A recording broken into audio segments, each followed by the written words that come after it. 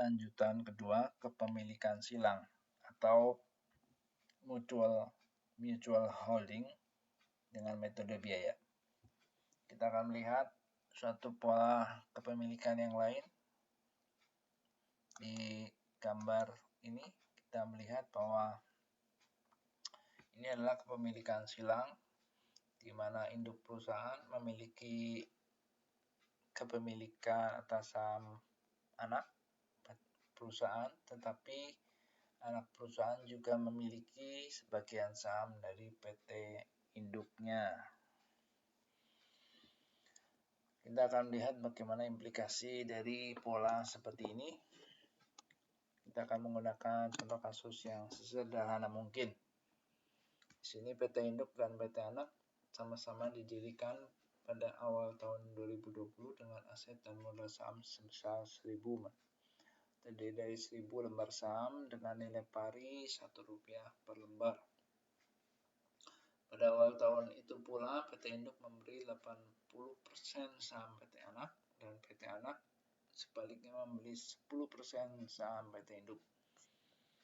Selama tahun 2020 PT induk memperoleh laba sebesar 200, sedangkan PT anak memperoleh laba Rp900.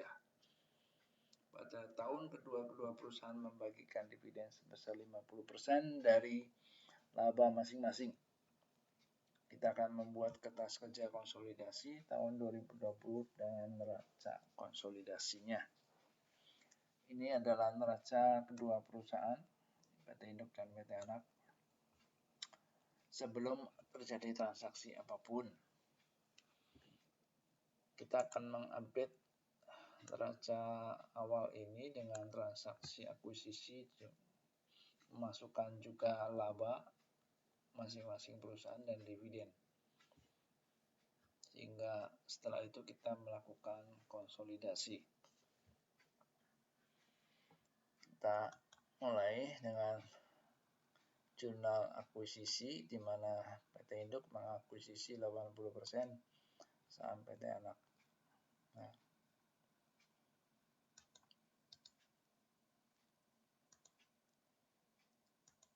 saham PT anak di sini 1000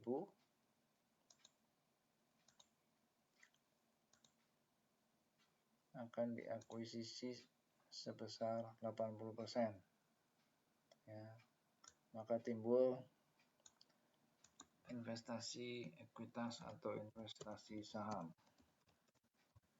sebesar 80% kali 1000 yaitu 800. Ya, jadi jurnalnya adalah investasi ekuitas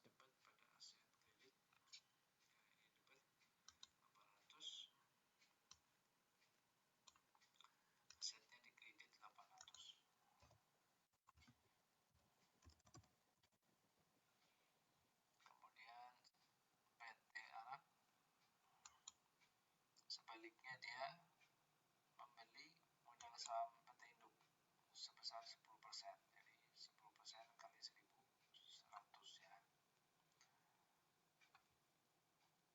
Ini membeli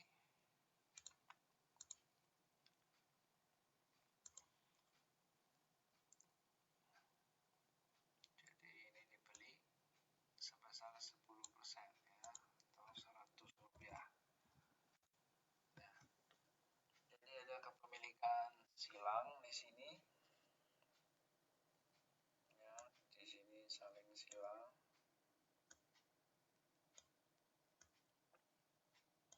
Rp800 ini adalah 80% dari ini 100 adalah 10% dari ini ya. Jadi kita akan lihat bagaimana perlakuannya. Ini adalah jurnal kedua perusahaan. Investasi ekuitas pada aset. Jadi di dalam kasus seperti ini, kepemilikan saham induk oleh anak perusahaan akan dianggap sebagai pembelian kembali ya. Jadi di dalam konsolidasi, di dalam laporan keuangan konsolidasi, saham PT induk yang dibeli oleh anak akan dianggap sebagai saham treasury, karena kan kalau yang membeli PT anak berarti PT induk membeli sahamnya sendiri ya, jadi karena PT induk dan PT anak adalah satu kesatuan ya, jadi ini membeli sahamnya sendiri merupakan saham tersebut akan menjadi saham treasury ya, treasury ditarik kembali, dibeli kembali dari investor.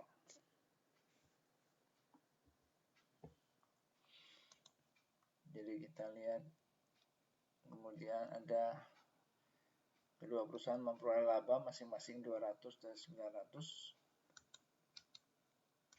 Ya, kita lihat memperoleh laba ya. Ini kita tanda merah seperti biasa. Warna merah berarti saldo kredit, warna hitam saldo debit. Ini memperoleh laba, PT induk memperoleh laba 200 sehingga asetnya juga bertambah 200. Aset di debit, laba di kredit, ini memperoleh 900. Ini jurnalnya, aset pada laba 900, asetnya debit 900.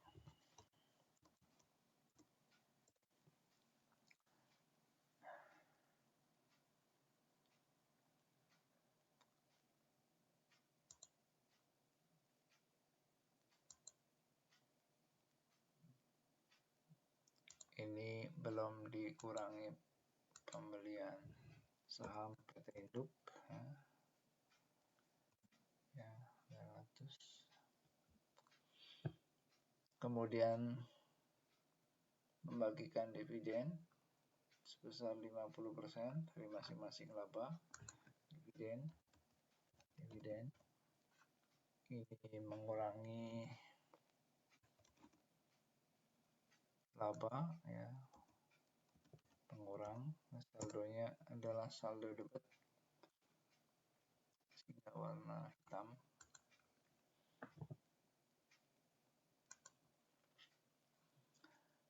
Ya, dividen dibagikan sehingga aset berkurang sebesar 100 di PT induk dan 450 di PT anak. Nah, kemudian kita lihat bahwa dividen sebesar 450 yang di PT anak ini dibagikan kepada PT induk sebesar 80%, merupakan pendapatan dividen dari PT induknya kali 0,8 itu 360 merupakan pendapatan dividen ya.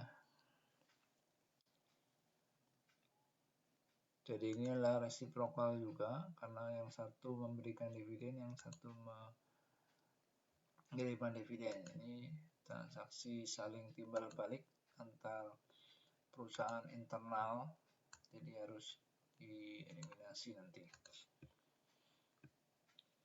Kemudian perusahaan anak, perusahaan induk membagikan dividen sebesar 100 itu dibagikan sebagai dividen ke PT anak ya. 90% ke pemegang saham PT induk, tapi berarti keluar dari perusahaan ya 90%, tapi yang 10% adalah internal ya, jadi ke perusahaan anak. Jadi ini transaksi resiprokal ya, 10%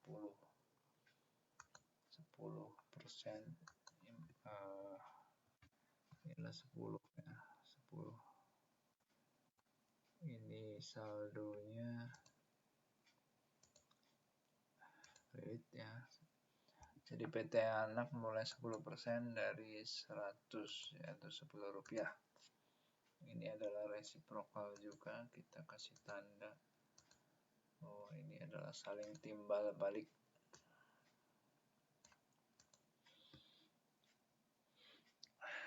Ya, jadi pendapatan dividen 360, ya otomatis bertambah setnya 360. Di sini Rp10 juga bertambah Rp10. PT anaknya 10. Nah, dengan posisi demikian kita akan melakukan konsolidasi. Ini kita akan melakukan konsolidasi dari kedua perusahaan ini. Ya. Yang akan kita eliminasi adalah yang tanda panah ini, ya. Ini yang resiprokal. Ini 800 akan kita eliminasi. 800 debit harus dikredit, ya. Kemudian resiprokalnya adalah modal saham PT anak 1000. Ini kredit di debit, namun masih ada sisa 200 masuk ke NCI 200. Jurnalnya seperti ini, jadi modal saham 1000 dieliminasi 800, ya, saling eliminasi 800, 200 adalah milik NCI, ya, bukan resiprokal, dipindah ke NCI. Demikian juga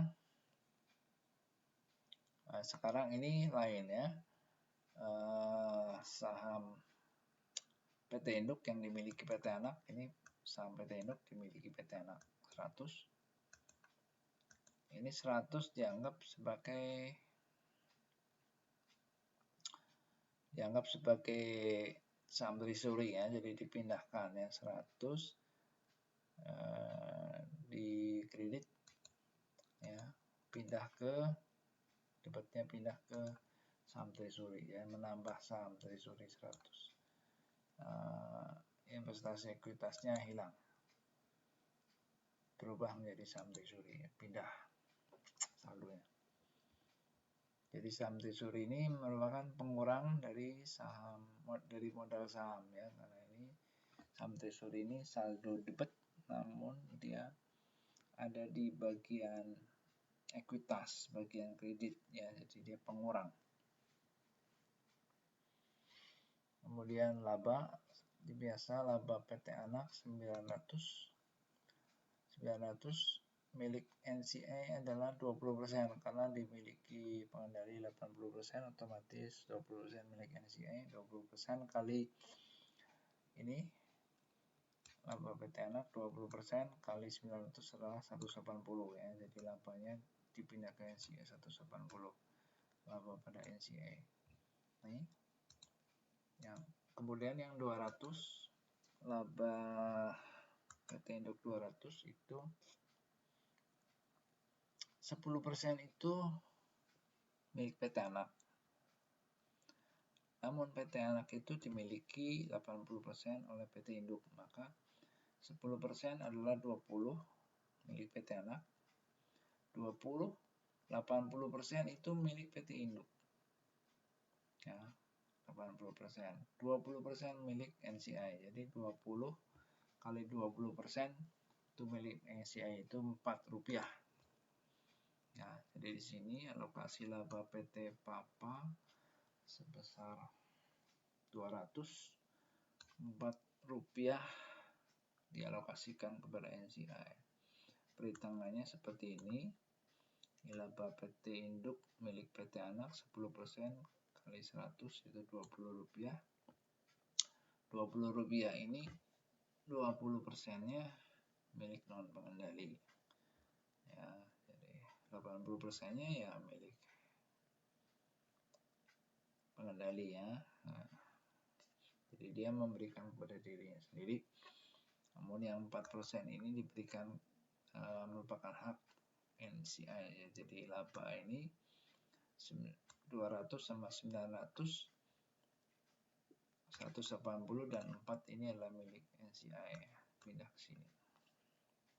Kemudian dividen yang 450, 360 adalah diberikan internal. Jadi ini adalah harus dieliminasi. Ini adalah resiprokal ya, 360.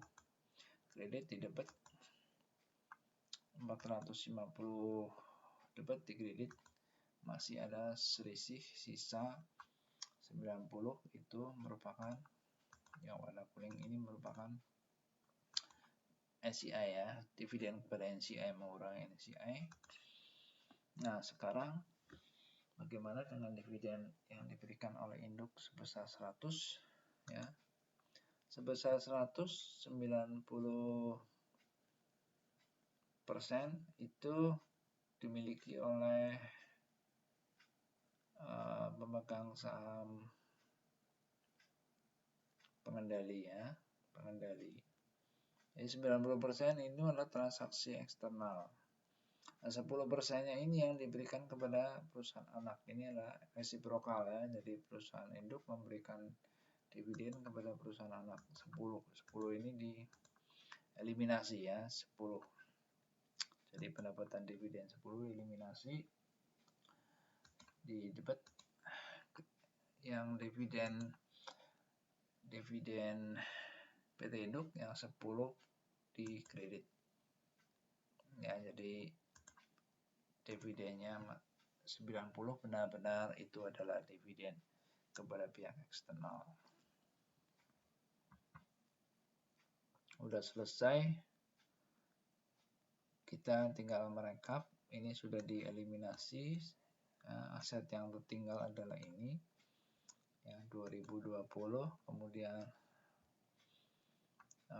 modal saham adalah modal saham PT induk dikurangi modal saham PT induk yang dibeli oleh dirinya sendiri ya, melalui PT anak 100. Jadi modal saham PT induk 1000 namun dibeli kembali 100. Jadi sebenarnya tinggal 900. Kemudian laba milik pengendali 916 dikurangi dividen. Ini menjadi laba ditahan.